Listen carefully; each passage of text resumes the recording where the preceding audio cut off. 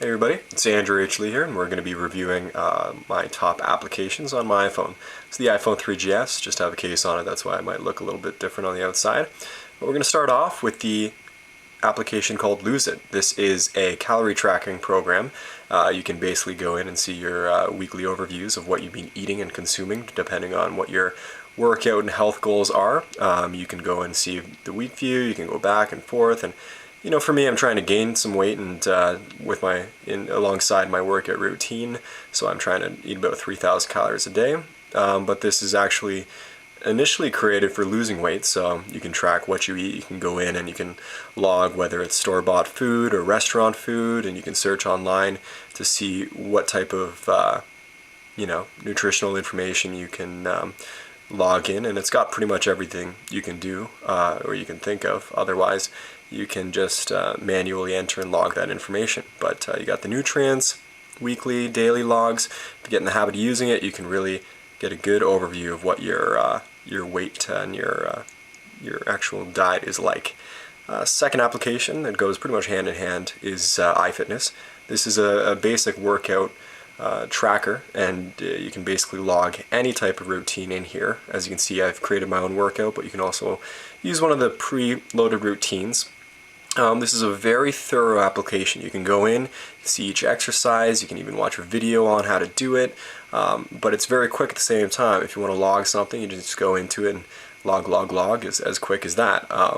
But it's very nice for creating your own routines, as well as it's very quick to use at the gym. So you preload what you're going to do, and then you do it and you just log it at the end so you can see where your workout routines are. And the nice thing too is you can go into it and see in graph form what your progress has been. As you can see, mine is pretty bad in the past. It's just maintaining, but you can also go in, see your BMI, your weight monitor. A very nice feature is the measurements. You can go in and log, take for about 7 different measurements of your body, and you can go in and over time it'll show you an exact percentage change as to where in your body you're actually losing or gaining that weight. So it's really cool. Kind of creates an avatar for you, and you can track where your progress is, and it's great. So you can also back up stuff too online. That's another nice feature. Going into finances, Pocket Money is by far the best application. Nobody look at my password, by the way.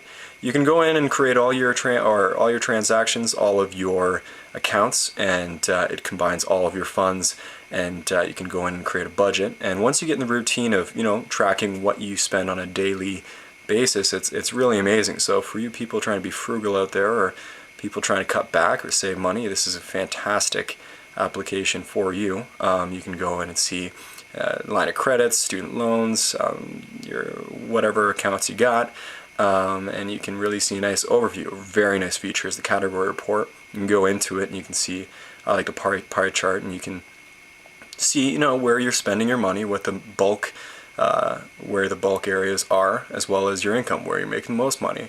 But overall, a very useful application. And as you can see, I got to cut down on eating out, that's for sure. But another nice feature is at the end of the year or every quarter, you want to do your finances. You can send it off to your PC as an Excel file or a few other different formats here, as well as back it up online.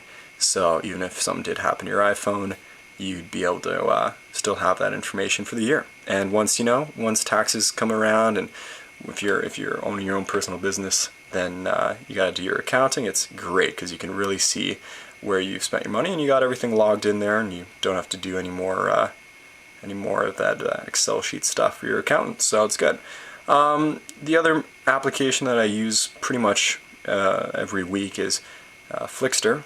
It's great for looking at the new releases for DVDs. If you're just going to a Blockbuster or video store, you can see which ones came out, or you can go and you can look at what's new at the theaters. And if you want to go in, you can see this is partnered with Rotten Tomatoes, so you can see what critics think, and you can also see what viewers thought. And you can also go in and watch the trailer, and it'll load up the trailer, and then you can watch it and base your decision on what if you're going to go and see the movie, basically on what you think of the trailer. It's a little bit slow over Wi-Fi. I actually recommend, or I actually use the 3G network. It's quite a bit quicker, I find. I guess that's just because the Wi-Fi I have at my house is a little bit slow sometimes.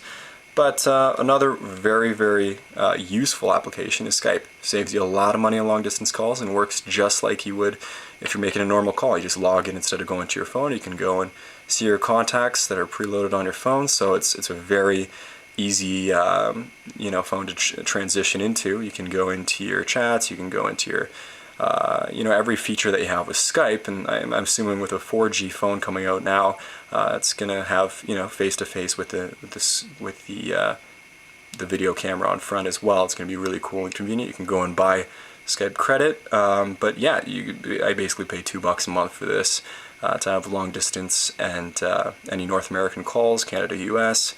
As well as, you can call landlines as well from here, as long as you're connected to Wi-Fi. This is disabled though if you're on 3G, but you can go in and you can use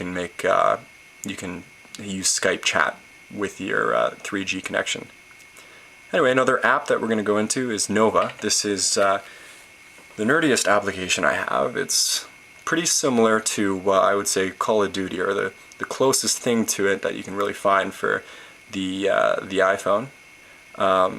The Call of Duty iPhone app isn't that great with a lot of people would argue that, but I personally like to go online and play against other people. So you can go in, you can join a group, you can load in really quick through Wi-Fi, and you can't play over 3G, which is kind of a downside, but this is a very easy game to get used to. The controlling is actually surprisingly very similar to if you're playing with an Xbox or a PlayStation.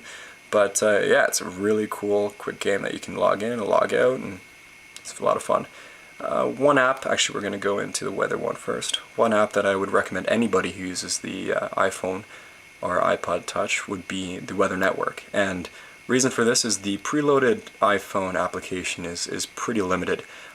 This application, however, will show you a ton of five-day forecast as well as short-term, current, and it'll show you a ton of information, which is very useful. And you can have different cities depending on where you're going, and you can see pretty much the entire world, whichever city you want to, depending on if you're going on vacation.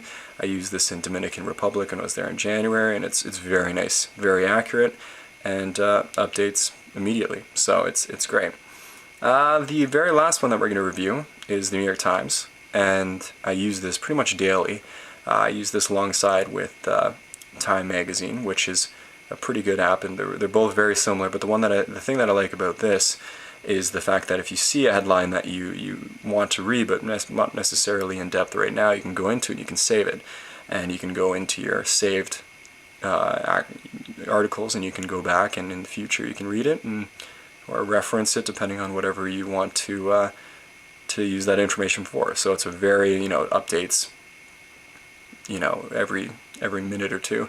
So it's a great, very straight to the point application. You can go in and see depending on your preferences, where it really covers everything. And New York Times is very accurate, as people would know.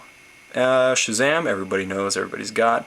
Other than that, that's just going to be it. Oh, one other thing, if you have Rogers in Canada, download my account. You can see where your balance is, you can pay your bill, you can see the usage, which is actually really a very good feature to have. So you can see how many weekday minutes you got and all that good stuff. Anyway, it's Andrew Lee here, and that's first iPhone review, but hope you liked it.